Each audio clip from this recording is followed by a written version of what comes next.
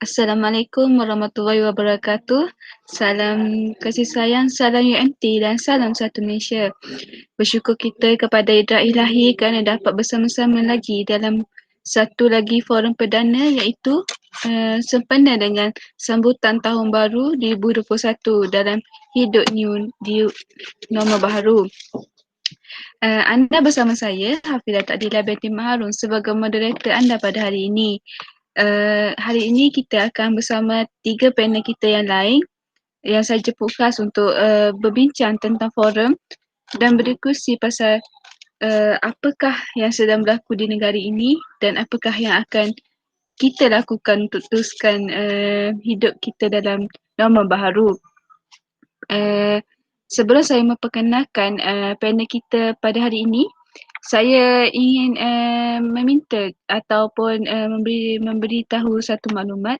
Jika anda ingin meninggalkan untuk meninggalkan soalan di ruang komen, silakan untuk berbuat demikian kerana kita hanya bersiaran secara atas talian pada hari ini.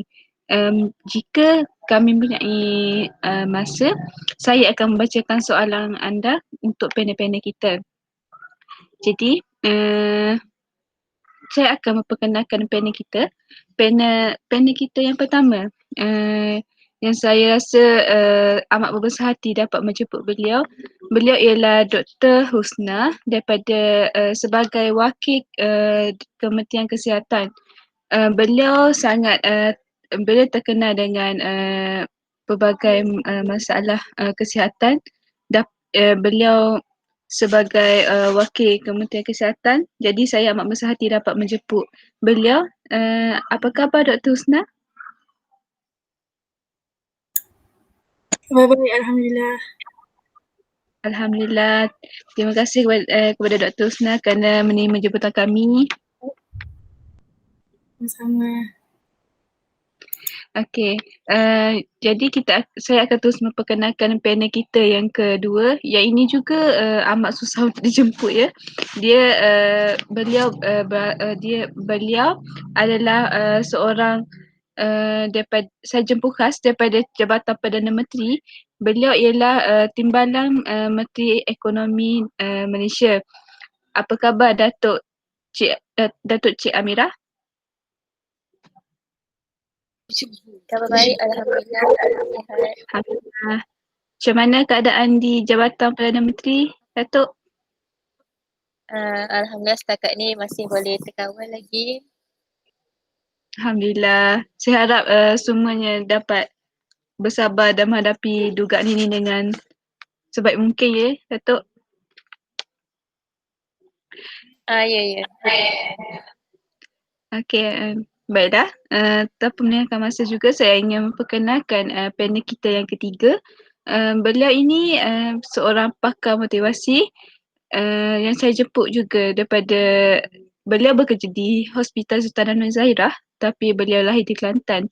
Okey, apa khabar Datuk Dr. Syasha? Alhamdulillah, khabar baik. Moderator. Datuk Dr. Syasha berada di mana sekarang ya? Di kediaman ataupun di hospital? Sekarang saya berada di kediaman. Di kediaman. Oh, maknanya di Kelantan lah Datuk. Betul. Okey. Hati-hati ya Datuk. Terima kasih. Baiklah, sekarang kita akan mulakan. Sebelum saya mulakan, saya akan memberitahu sedikit tajuk. Tajuk kita hari ini maafkan saya. Tajuk kita hari ini ialah COVID-19 singkat krisis ekonomi dan pengangguran. Sebenarnya tajuk ini agak berat dan sangat diperhatikan saat-saat ini kerana COVID-19 ini semua tahu sangat bahaya wabaknya. Semua sudah merebak ke seluruh dunia dan tidak terkecuali di negara kita. Jadi saya ingin menanyakan kita mulakan dengan panel kita yang pertama iaitu Dr. Husna. Dr. Husna, apakah anda masih di talian? Saya.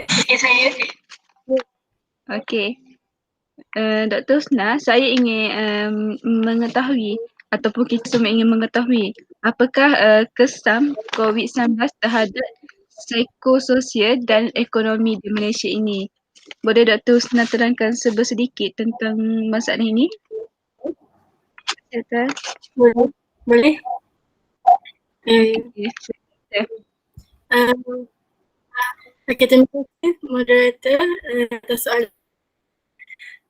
Pandemik COVID-19 memberi kesan kepada kita seperti ketakutan terhadap ancaman virus itu sendiri, kesedihan, kemurungan, jarak fizikal yang berpanjangan dan pengasingan sosial yang akan memberi kesan ke atas jiwa kolektif manusia selain daripada kesan negatif kemerosotan ekonomi dunia.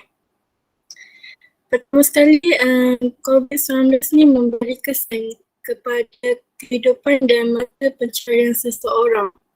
Seperti yang dinyatakan oleh Institut Global McKinsey dalam melindungi kehidupan dan mata pencarian, laporan harian mengenai peningkatan jangkitan dan kematian di seluruh dunia meningkatkan kegelisahan kita. Terdapat mengenai kesihatan dan keselamatan keluarga, rakan dan orang-orang yang tersayang dan mengenai kemampuan kita menjalani kehidupan yang kita sayangi. Gangguan kesihatan mental bukan sahaja punca daripada kesulitan ekonomi tetapi juga menjadi penyebab kepada produktiviti yang lebih rendah, peningkatan kos penjagaan kesihatan dan kematian yang lebih tinggi. Okey, selain itu, kesan pandemik COVID-19 ialah sekatan pergerakan mencetuskan tekanan, keresahan dan keburungan.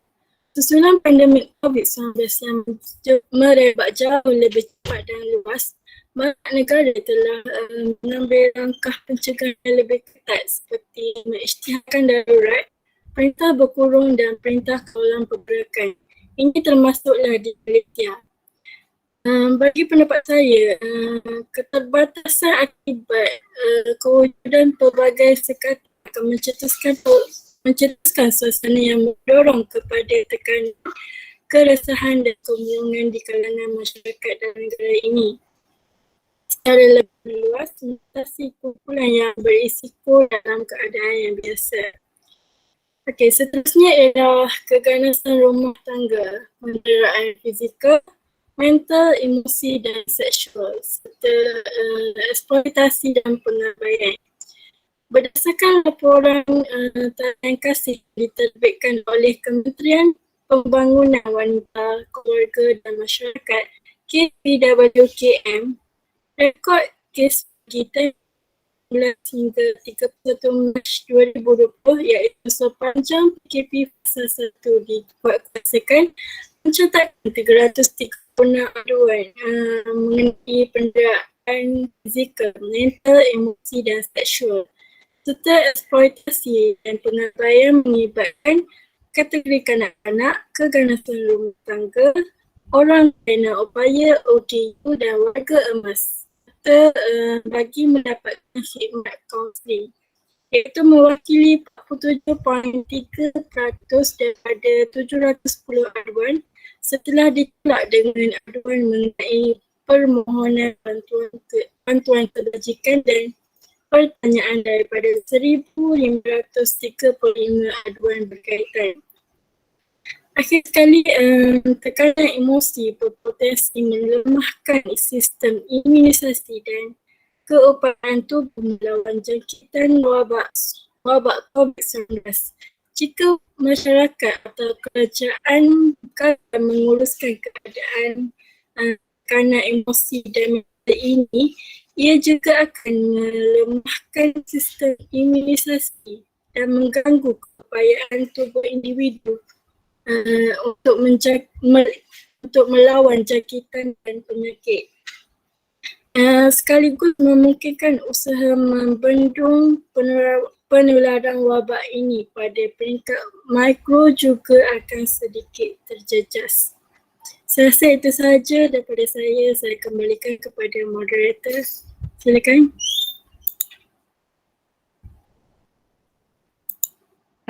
Terima kasih kepada Dr. Husna atas penerangan yang diberi sebentar tadi.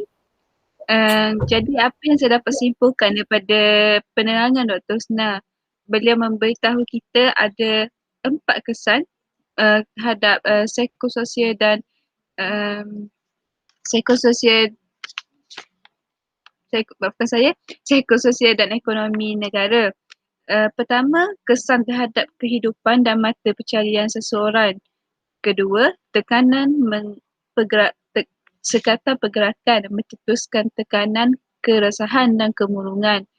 Kesan yang ketiga ialah keganasan rumah tangga, penderaan fizikal, mental, emosi dan seksual serta eksploitasi dan pengabaian. Dan kesan yang terakhir ialah tekanan emosi berpotensi melemahkan sistem imunisasi dan keupayaan tubuh melawan jangkitan.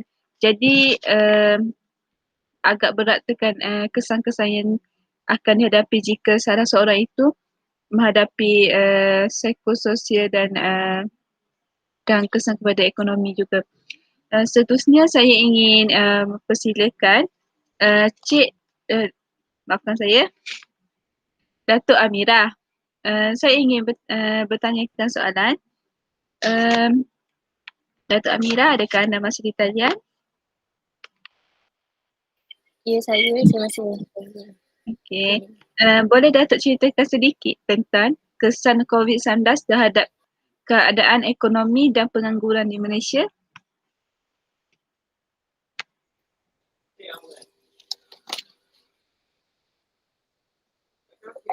Silakan Datuk. Ya. Assalamualaikum warahmatullahi wabarakatuh dan salam sejahtera buat semua hadirin dan hadirin sekalian. Terima kasih atas soalan yang diajukan kepada saya.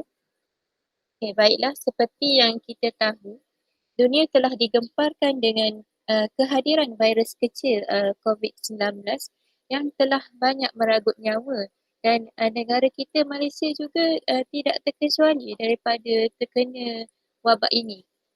Hal ini menyebabkan perkembangan ekonomi negara terjejas dan pekerja-pekerja diberhentikan pekerjaan mereka, dan peniaga-peniaga diarahkan supaya menutup premis bagi usaha memutuskan rantaian COVID-19 yang sedang merebak bak cetus api ini. Berdasarkan laporan terkini Jabatan Perangkaan Malaysia, kadar pengangguran melonjak kepada 5.0%. Pengangguran meningkat 48.8% berbanding tahun sebelumnya kepada 778.8 ribu orang. Jumlah pengangguran yang direkodkan itu adalah yang paling tinggi sejak 34 tahun yang lalu. Kadar pengangguran tertinggi pernah dicatatkan di Malaysia adalah pada kadar 7.4% pada tahun 1986. Namun, harus diberi perhatian bahawa kadar pengangguran 5.0% ini melangkaui kadar pengangguran rakyat Malaysia ketika krisis ekonomi dunia sekitar tahun 1998 hingga 1999, iaitu sebanyak 3.9%, dan kelembapan ekonomi dunia sekitar tahun 2007 hingga 2009, iaitu sebanyak 4.1%.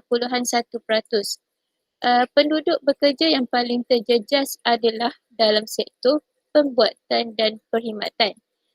Sebagai contoh, penginapan, makanan dan minuman, kesenian, hiburan, rekreasi dan perkhidmatan lain seperti pusat kecantikan dan salon juga turut terkesan.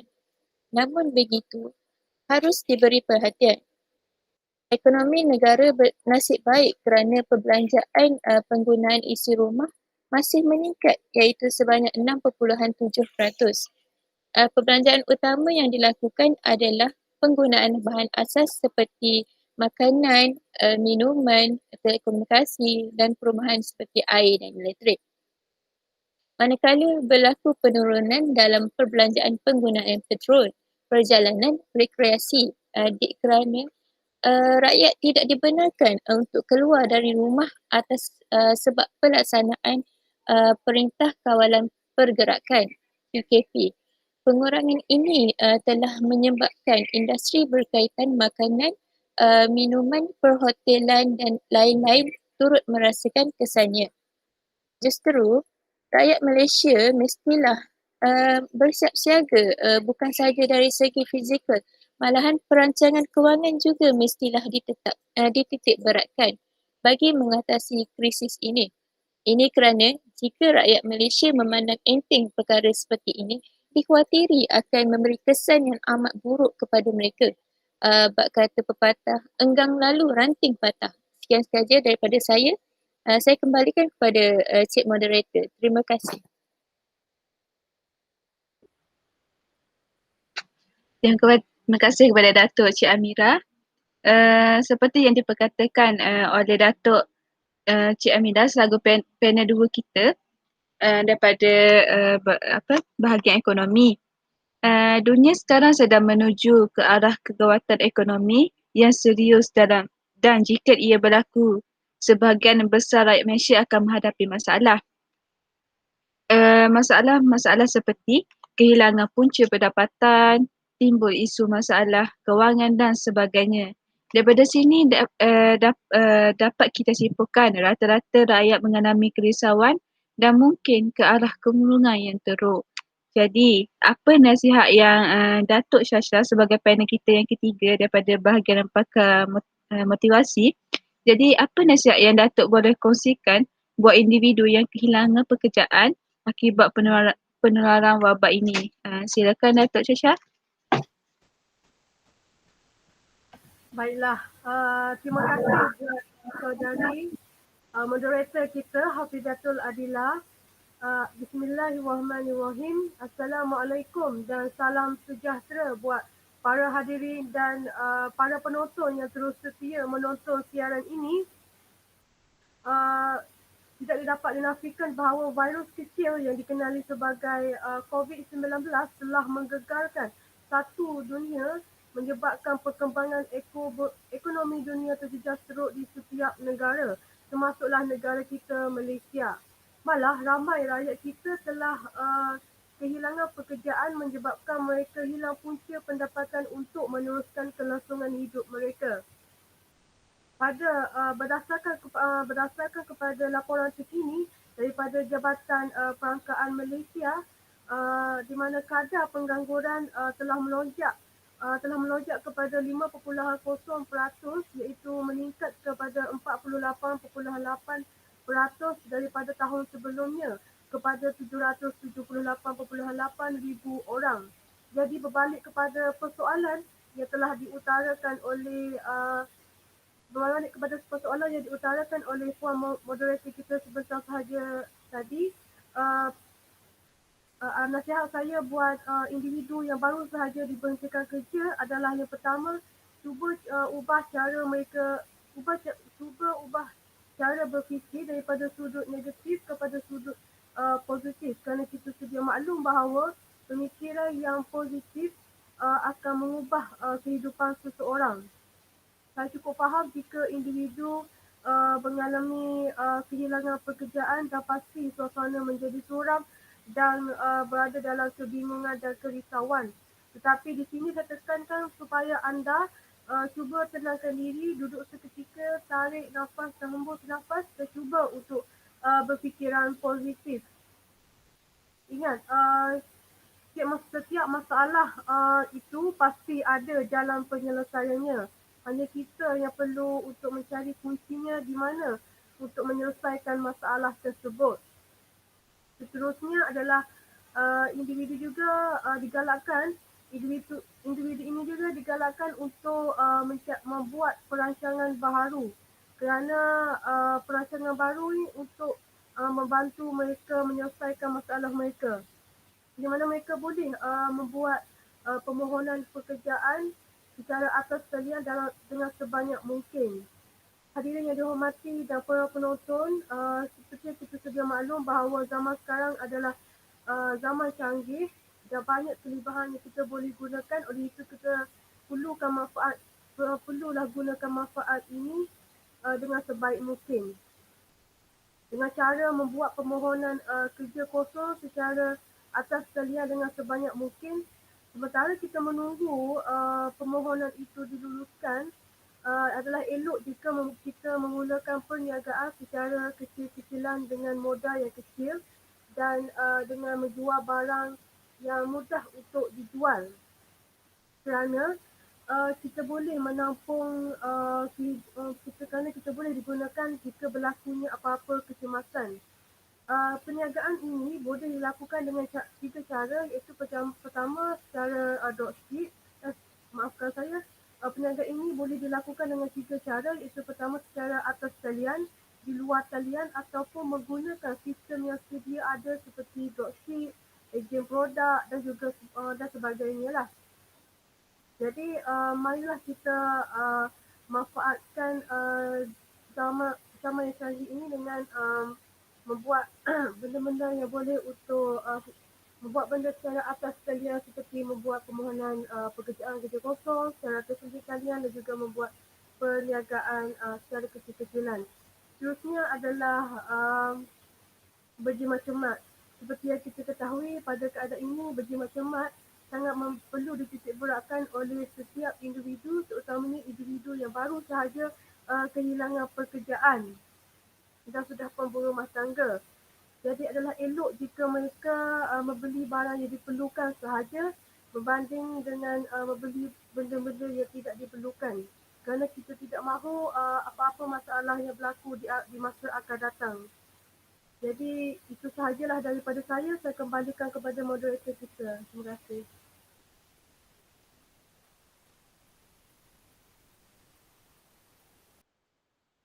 Baiklah, terima kasih kepada Datuk Syasha atas penerangan yang telah diberikan sebentar tadi. Banyak nasihat yang telah Datuk Doktor kita bagi ya. Antara nasihat yang dapat saya simpulkan adalah cuba ubah cara berfikir dari negatif ke positif. Banyak yang kita telah lakukan tapi kadang-kadang semua yang kita mahukan tidak dapat. Jadi kita kena cuba ubah, mungkin belum masanya ataupun cuba berfikir positif, mungkin bukan ini yang kita perlukan. Selain itu, Datuk Dr. Syasha juga ada memaklumkan supaya kita memberi nasihat seperti buat rancangan baru dan cuba berjimat cermat kerana kita sekarang ini menghadapi masalah ekonomi yang agak serius. Jadi jika kita dapat berjimat cermat daripada kebiasaan yang kita telah lakukan, mungkin dapat membantu kita untuk lebih hidup dengan lebih baik. Sebelum saya masuk ke pusingan kedua bersama Dr. Husna, saya akan cuba untuk melihat menontonkan kepada anda satu video kerana saya ada jumpa satu video yang menceritakan kesan ekonomi kepada Malaysia akibat COVID-19 ini. Sebentar ya, saya cuba untuk presentkan.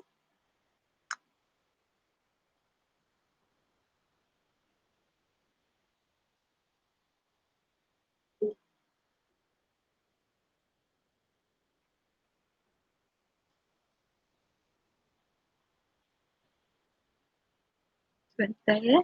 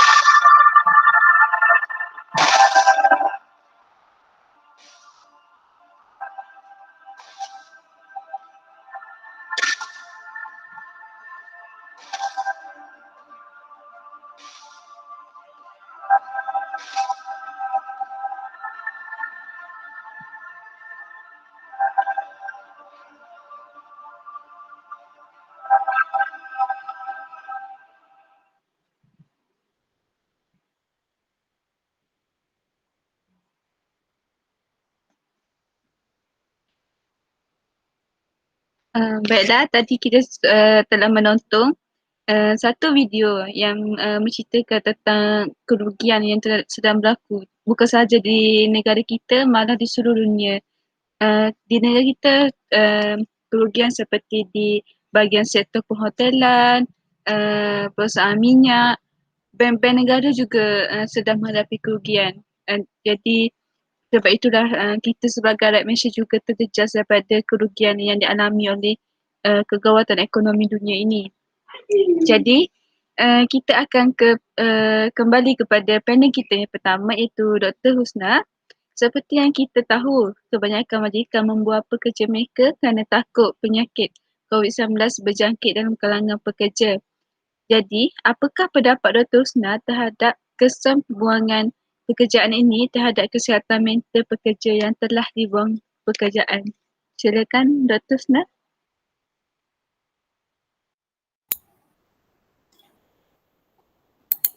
Baiklah, terima kasih moderator. Sebelum saya menjawab soalan tersebut, izinkan saya berpantun. COVID-19 datang menyerang tanpa kelibat musuh melanda. Seluruh dunia sedang berperang, ujian dahsyat umat manusia. Inilah yang dikatakan ujian yang perlu dihadapi dalam kalangan pekerja. Memang tidak dinafikan ramai pekerja yang kehilangan pekerjaan akibat wabak COVID-19.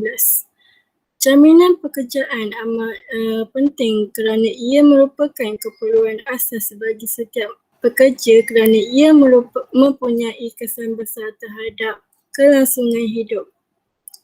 Banyak kajian lalu telah membahaskan hubungan di antara jaminan pekerjaan dengan kesejahteraan psikologi.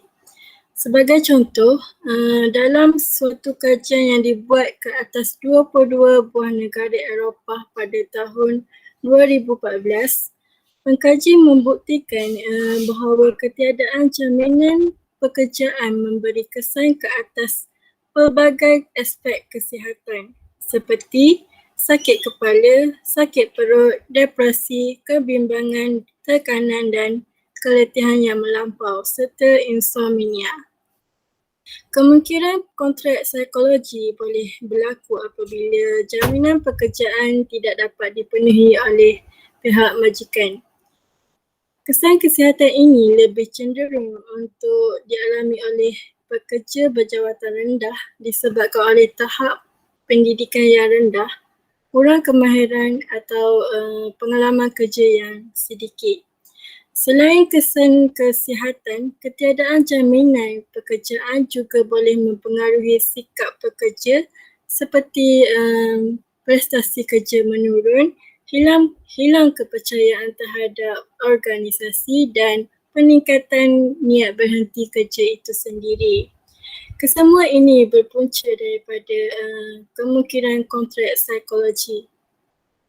Okey, secara ringkas, kontrak psikologi merujuk kepada terma pekerjaan tidak bertulis yang wujud secara tidak langsung di antara pihak pekerja dengan pihak majikan dengan pekerja. Ia berasaskan kepada jangkaan atau janji yang tersirat. Walaupun pihak majikan tidak menjanjikan jaminan pekerjaan secara bertulis, namun dimensi pertukaran sosial menjadi asas kepada kontrak psikologi. Pekerja mengharapkan pihak majikan menjamin pekerjaan mereka sebagai balasan ke atas perkhidmatan dan produktiviti yang telah mereka hasilkan sepanjang mereka bekerja dalam sebuah organisasi. Justru kemungkinan kontrak psikologi boleh berlaku apabila jaminan pekerjaan tidak dapat dipenuhi oleh pihak majikan. Itu sahaja daripada saya, harap dapat menjawab soalan. Saya kembali kepada moderator.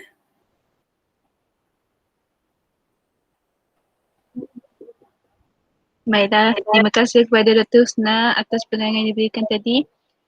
Jadi apa yang saya dapat daripada penerangan Dr. Husna tadi ialah apa yang berlaku kepada yang telah kehilangan kerja ini ialah ketiadaan pekerjaan memberi kesan ke atas pelbagai aspek kesihatan seperti sakit kepala, sakit perut, depresi, kebimbangan, tekanan dan keletihan yang melampau serta insomnia.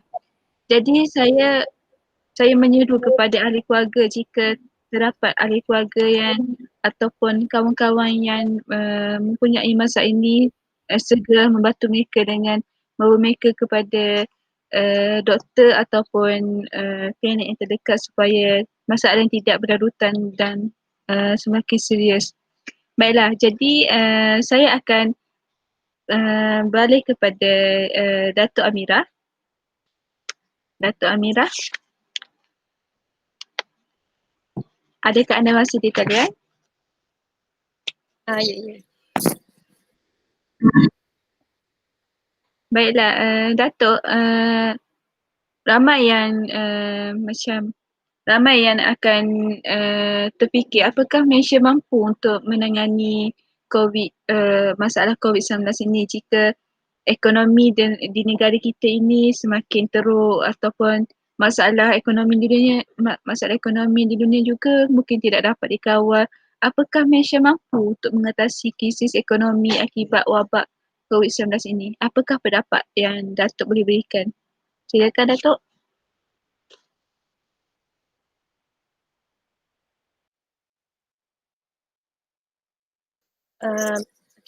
Baiklah. Terima kasih atas soalannya. Secara dasarnya, Malaysia bersedia menangani krisis yang dicetuskan oleh virus COVID-19 kerana ini adalah krisis ekonomi dan bukannya krisis kewangan seperti yang berlaku pada tahun 1998. Kerajaan perlu memperkukuhkan sistem perbankan, konsolidasi fiskal dan reformasi kewangan untuk memastikan COVID-19 tidak menjejaskan ekosistem. Selain itu, sektor kewangan kita perlulah bersedia menyerap krisis ini. Kita ada pengalaman dan saya amat yakin yang Malaysia mampu untuk mengatasi wabak ini. Krisis yang kita hadapi ketika ini adalah berbeza dengan krisis kewangan yang berlaku pada 22 tahun yang lalu, yang mana Malaysia bangkit dengan baik sekali. Ketika itu, kita lihat aliran keluar dana asing berlaku di seluruh Asia Tenggara, menyaksikan pasaran modal, equity dan tukaran wang asing merudum. Jadi kita perlu lihat apa yang sudah dilakukan oleh Malaysia, iaitu krisis yang dengan dasar yang diketengahkan untuk membangunkan ekonomi. Justru Malaysia dilihat memiliki asas yang kukuh untuk menangani krisis ini. Selain itu, pemulihan ekonomi Malaysia pada separuh kedua tahun ini dan pertumbuhan yang lebih baik pada tahun hadapan hanya boleh berlaku jika negara tidak berdepan dengan gelombang baharu penularan wabak COVID-19. Dengan itu, kerajaan mestilah menangani dengan segera penularan wabak ini bagi mengelakkan daripada mempengaruhi krisis krisis ekonomi yang berterusan. Sekian saja daripada saya kembalikan kepada Cik Moderator. Silakan.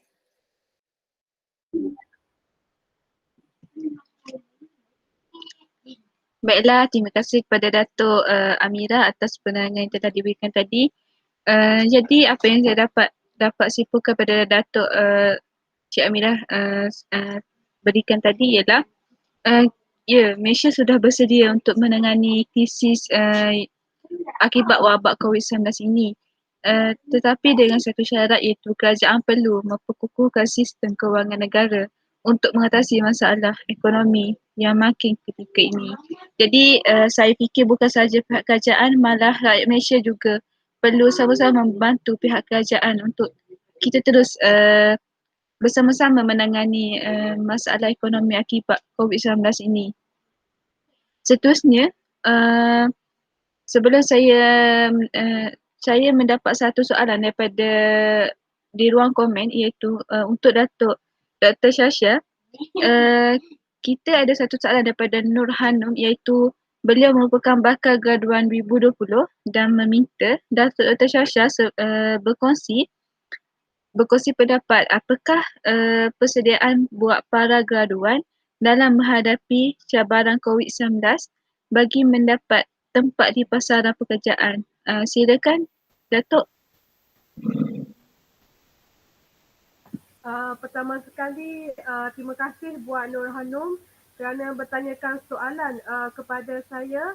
Soalan yang sangat menarik dan saya berbesar hati untuk menjawab soalan anda.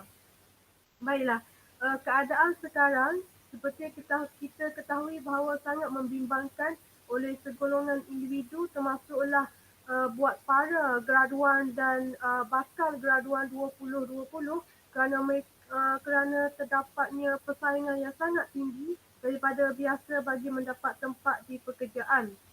Dan mereka juga perlu bersaing untuk memenuhi keperluan di pasaran pekerjaan. Oleh itu, bagi pendapat saya buat mereka ini adalah yang pertama mereka perlu untuk mengadaptasi situasi semasa dengan mengenal pasti apakah kemahiran-kemahiran yang diperlukan untuk di pasaran pekerjaan. Yang kedua, mereka juga perlu meningkatkan kemahiran yang sedia ada supaya relevan dengan pasaran pekerjaan bagi mendapat tempat pekerjaan yang dipohon itu.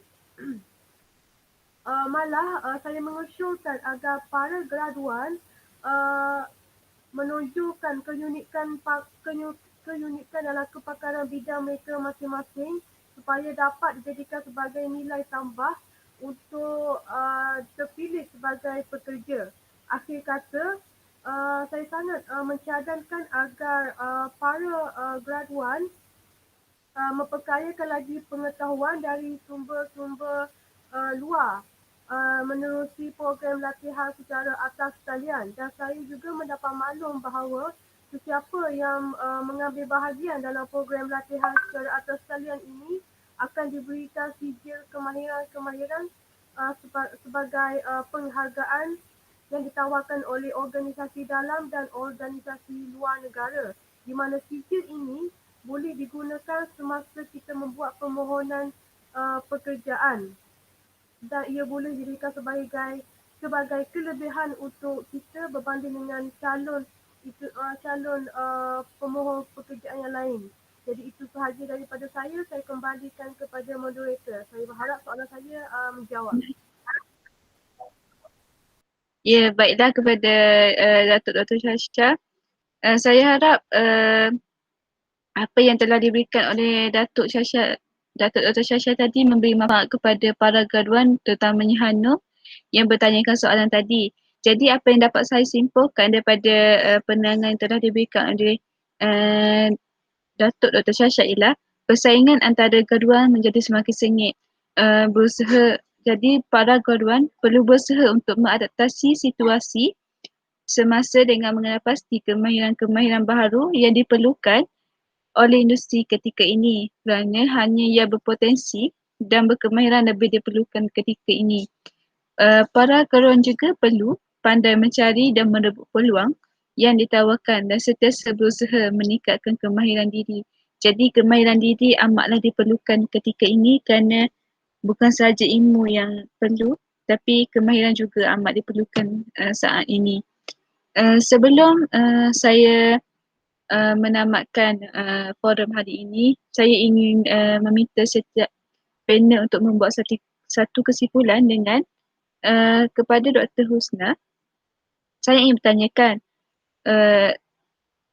macam mana kita mahu mencegah diri daripada virus COVID-19 ini. Bagaimana mungkin lebih senang difahami bagaimana diri kita untuk dilindungi daripada COVID-19 ini. Silakan Dr. Husna. Baiklah, terima kasih moderator. Banyak cara yang boleh kita lakukan untuk mencegah wabak COVID-19 ini. Antaranya ialah sentiasa memakai penutup hidung dan mulut jika berada di tempat awam. Yang kedua ialah cuci tangan dengan menggunakan pencuci tangan atau sabun. Dan yang ketiga adalah amalkan jarak 1 meter daripada individu lain. Dengan mengamalkan semua langkah pencegahan ini, insya-Allah wabak COVID-19 ini dapat kita cegah dengan baik. Itu sahaja, harap dapat menjawab soalan.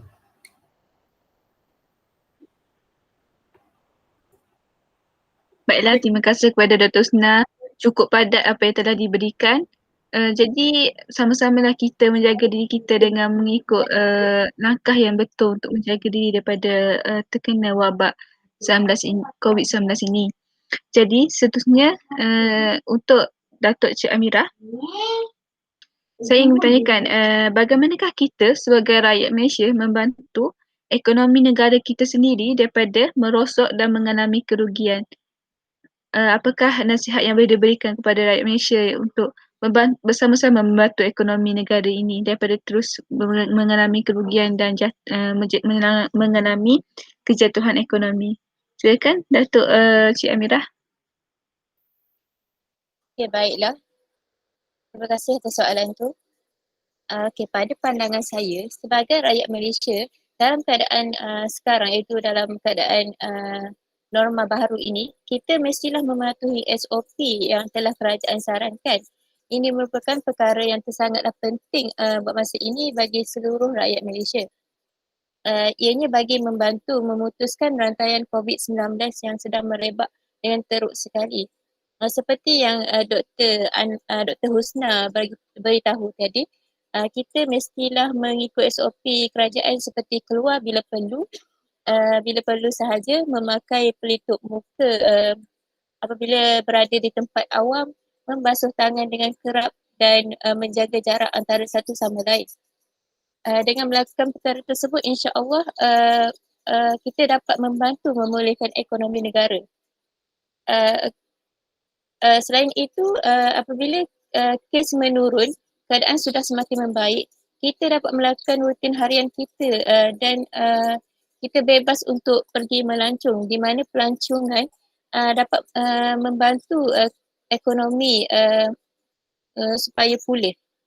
Selain itu, apabila rakyat berbelanja, secara langsung ia dapat merancangkan lagi ekonomi negara.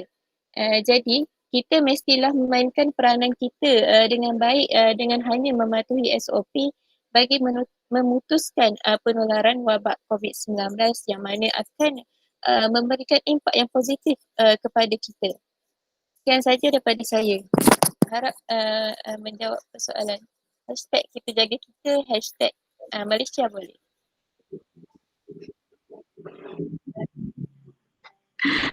Banyak kepada Datuk Amira. Terima kasih atas penerangan yang telah diberikan. Jadi kita sebagai rakyat Malaysia perlulah sama-sama membantu ekonomi negara kita. Perlulah kita salah satu cara untuk membantu negara kita adalah kita perlu membeli barangan buatan Malaysia dan bukan barangan daripada luar negara. Perlulah kita menjaga ekonomi negara kita sendiri. Bab kata pepatah, hujan batu di negeri orang, hujan batu negeri sendiri. Maafkan saya. Hujan batu di negeri sendiri, hujan emas di negeri orang. Jadi saya harap kita tidaklah menjadi seorang insan yang membuatkan kerugian di negeri sendiri tetapi memberi emas kepada negara lain. Baiklah, sebelum saya menutup forum ini, izinkan saya untuk mempersilakan Datuk Dr. Shasha untuk memberikan satu lagi kesimpulan, iaitu bagaimanakah orang sekeliling dapat membantu pesakit yang mengalami kemurungan apabila kehilangan pekerjaan atau putus asa untuk hidup ini. Dan silakan memberi kesimpulan yang terakhir.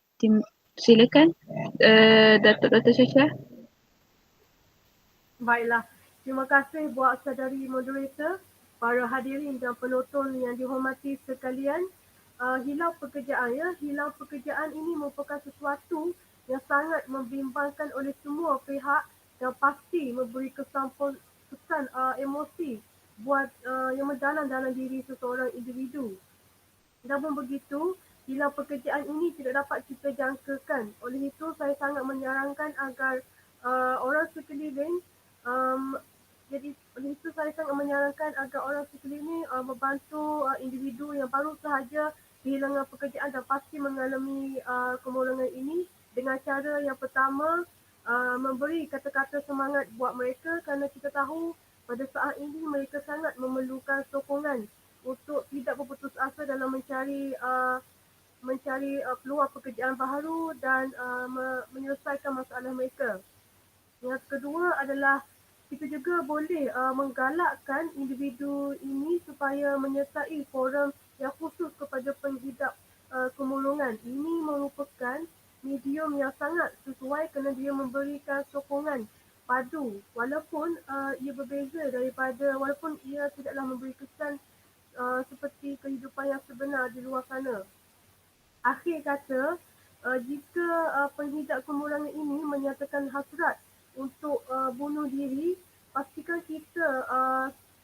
kita berbincang dengannya dan mencadangkan penyelesaian yang berbeza-beza supaya kita dapat selesaikan masalah mereka.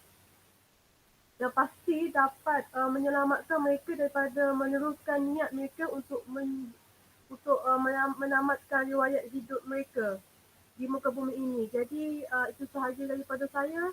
Saya kembalikan kepada moderator. Terima kasih.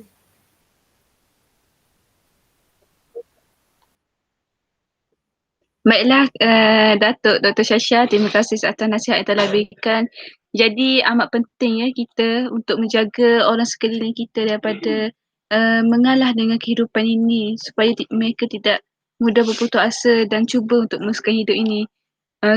Banyak berita yang kita dengar saat-saat ini iaitu ramai yang bunuh diri dan terutamanya pesakit yang telah menghidap COVID-19 ini. Mereka banyak ingin menamatkan riwayat mereka dengan membunuh diri.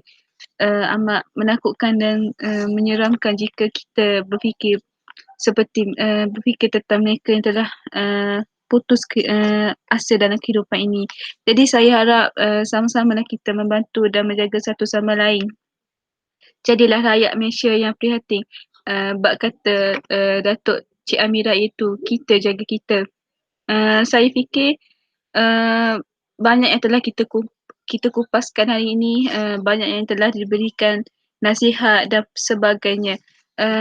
Terima kasih kepada panel kita iaitu Dr. Husna daripada Wakil Kementerian Kesihatan Malaysia. Terima kasih juga kepada Datuk Cik Amira, wakil daripada Jabatan Perdana Menteri, dan terima kasih juga kepada Datuk Dr. Shasha sebagai pakar motivasi utama kita hari ini.